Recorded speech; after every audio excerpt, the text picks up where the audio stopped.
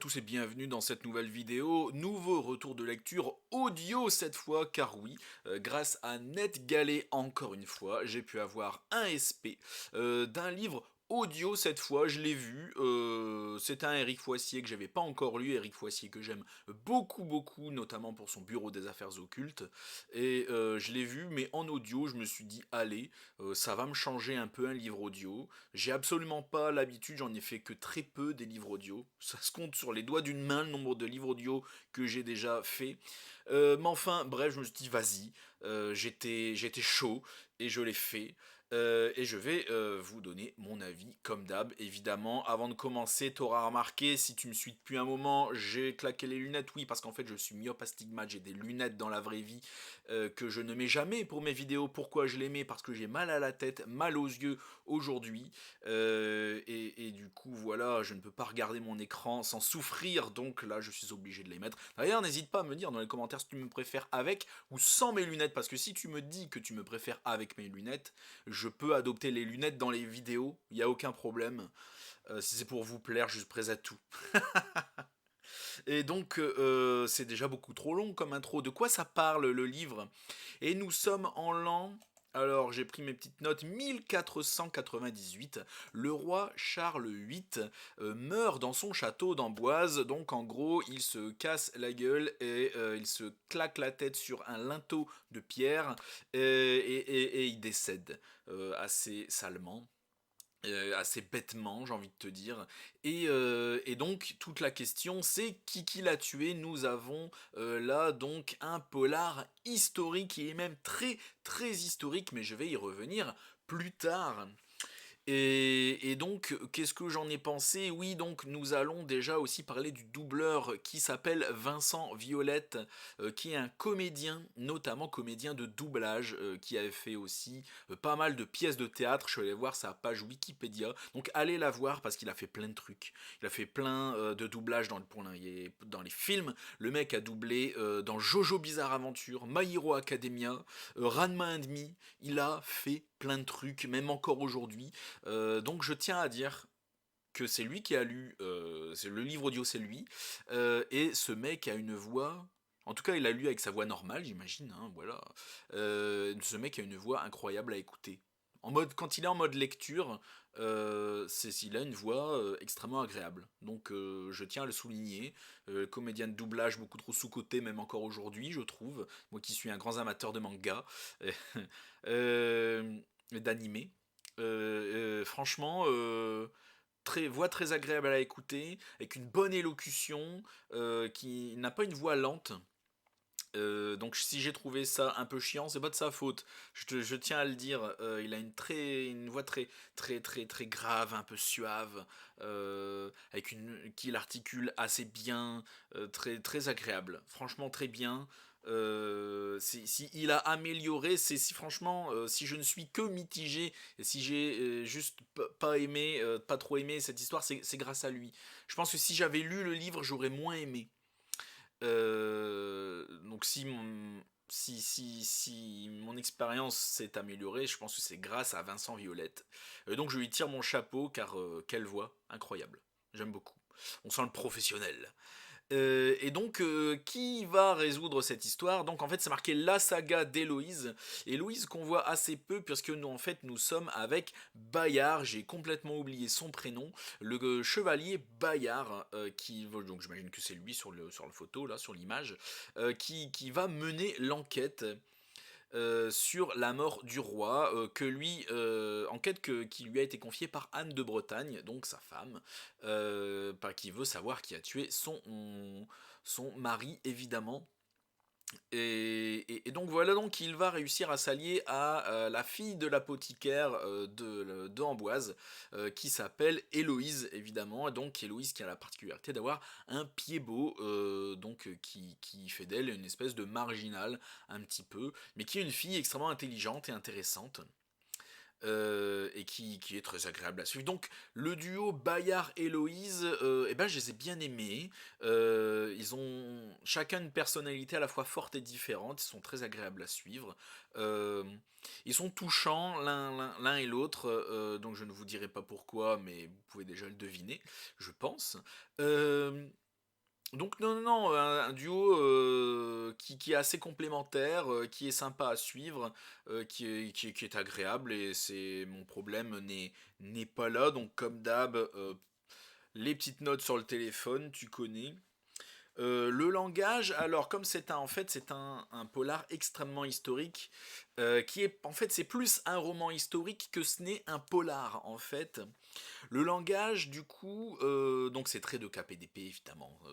Je veux pas dire de bêtises, j'y connais rien en histoire, donc ne me reprenez pas dans les commentaires, je ne vous écouterai pas.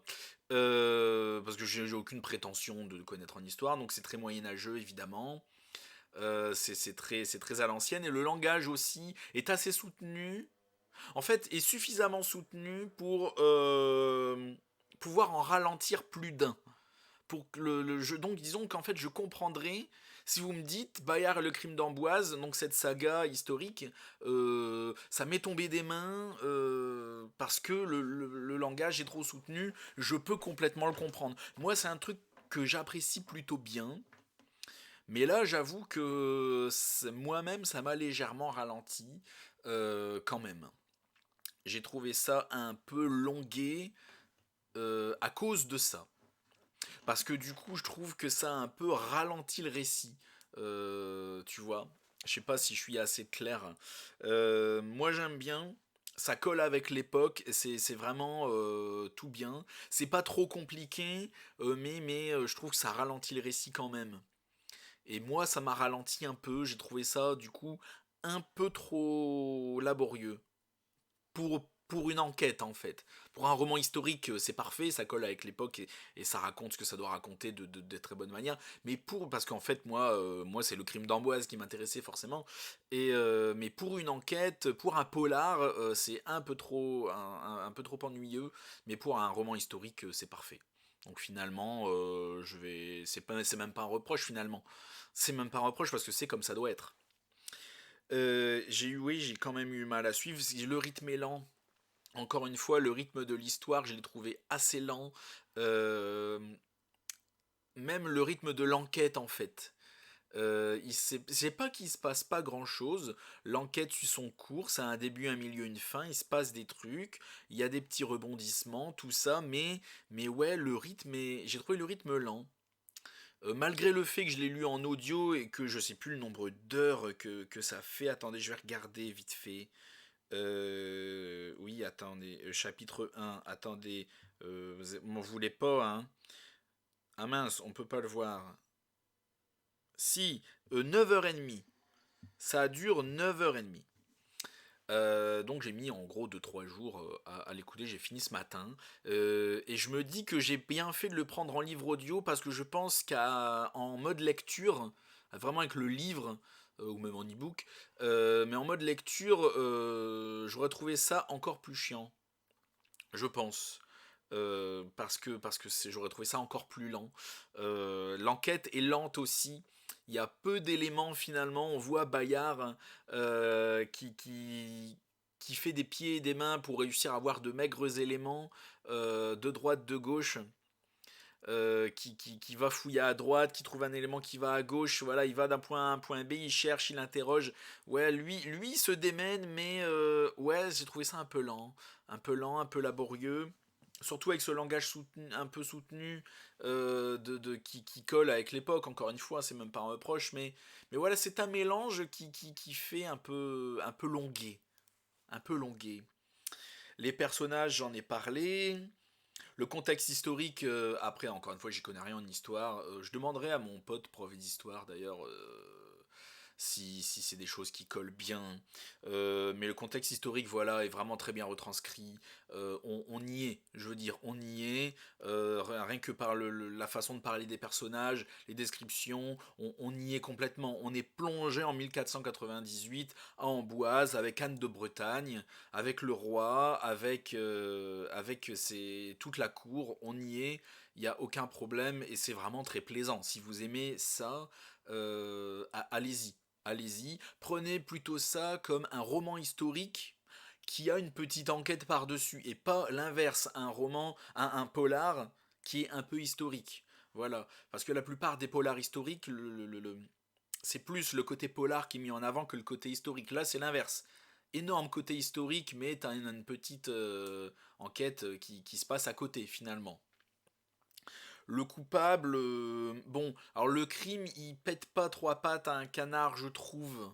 En fait, le truc, c'est que j'ai deviné le coupable. À peine le roi est mort, j'ai su dire qui c'était. En fait, voilà, les circonstances de la mort, c'est ça. Euh, Dès que Bayard a pu avancer un peu pour savoir les circonstances un petit peu plus de la mort et qui était à quel endroit, en fait j'ai assez très très vite su qui c'était par déduction et parce que moi aussi j'écris des livres donc à un moment j'ai l'habitude de réfléchir aussi à des scénarios de meurtre. Je m'amuse à ça des fois. Et le soir quand je m'ennuie. Et c'est vrai en plus. Et je me dis non mais en fait en toute logique c'est un tel le coupable tu vois. Bon évidemment c'est plus compliqué que ça. Il y a beaucoup d'intrigues de cour et tout évidemment parce que c'est la mort d'un roi, c'est pas le premier pécor venu qui meurt.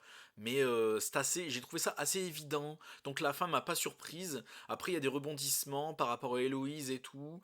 Euh, Encore une fois, c'est bien, mais c'est lent. C'est vraiment le gros reproche que j'ai à faire. J'ai trouvé ça long. Et je pense que le fait que j'ai lu ça en audio est une bonne chose. Parce que si je l'avais lu, je pense que ça m'aurait un peu tombé des mains. Donc, comme je le dis, ouais, encore une fois, c'est plus un roman historique qu'une enquête.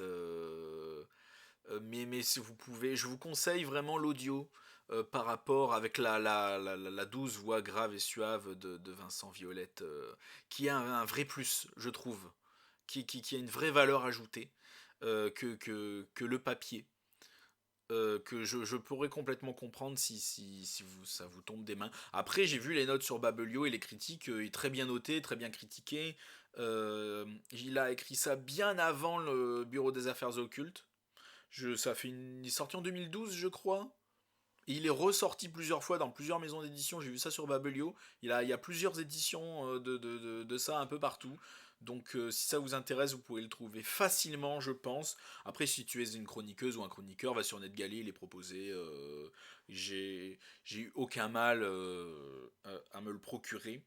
Et je crois que je n'ai rien d'autre à dire. Donc je suis assez mitigé, je me suis assez perdu en fait. Le truc c'est que en fait je ne pouvais pas me permettre de faire autre chose à côté parce qu'en fait le trois quarts du temps j'avais mon casque et donc je me le mettais et en fait je faisais autre chose à côté. Soit j'étais en train de jouer à la Switch ou à Hogwarts Legacy sur ma PS5 ou soit je sais pas j'étais sur mon PC en train de prendre des notes pour mon tome 2 ou la correction du tome 1 ou bien d'autres projets que j'ai en tête. Bref, j'étais occupé, parce que je suis un homme occupé. Et,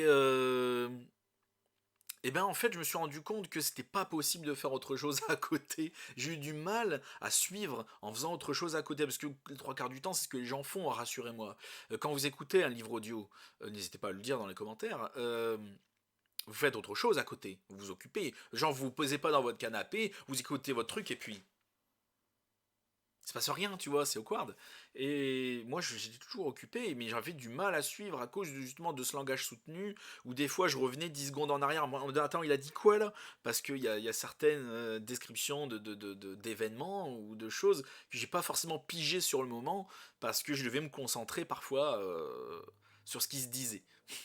Donc un peu compliqué. Un peu compliqué, mais je lirai les autres tomes, ou je les écouterai. Peut-être que c'est une saga que je me ferai qu'en audio, parce que c'est plutôt pas trop mal passé en audio. Donc peut-être que la suite, je me la ferai en audio. Et puis c'est tout. Donc encore une fois, j'insiste sur le fait que prenez-le pour un roman historique, très historique, avec beaucoup de descriptions de rois, de reines, du contexte à chaque fois, du pourquoi, du comment historique de la chose avec une petite intrigue d'enquête à côté. Faut vraiment le prendre comme ça. Faut pas se dire cool, je vais suivre une enquête sur fond de renom. Voilà. Donc Eric, si tu passes par là, parce que je sais que tu regardes les vidéos qui te concernent sur ma chaîne, j'ai bien aimé, c'était cool. Je voudrais savoir si tu vas en refaire des comme ça quand tu auras fini le bureau des affaires occultes. Oui, je te tutoie. Parce que je le faisais dans mes autres vidéos et tu n'as rien dit, donc je continue. Merci à tous d'avoir regardé la vidéo jusqu'au bout. N'hésite pas à la liker, à t'abonner à la chaîne, à partager la vidéo, tout ça, tout ça. N'hésite pas à t'abonner à mon Instagram, les Polars d'Alistair, donc qui est mon réseau principal après YouTube. Mon groupe Facebook, tu peux venir partager toutes tes chroniques, les romans noirs d'Alistair. Je compte reprendre les lives aussi incessamment sous peu, donc tu peux venir t'abonner à Alistair Live. Donc tous les liens seront dans la description, sans compter mon Babelio. Merci à tous et à la prochaine chez Alistair.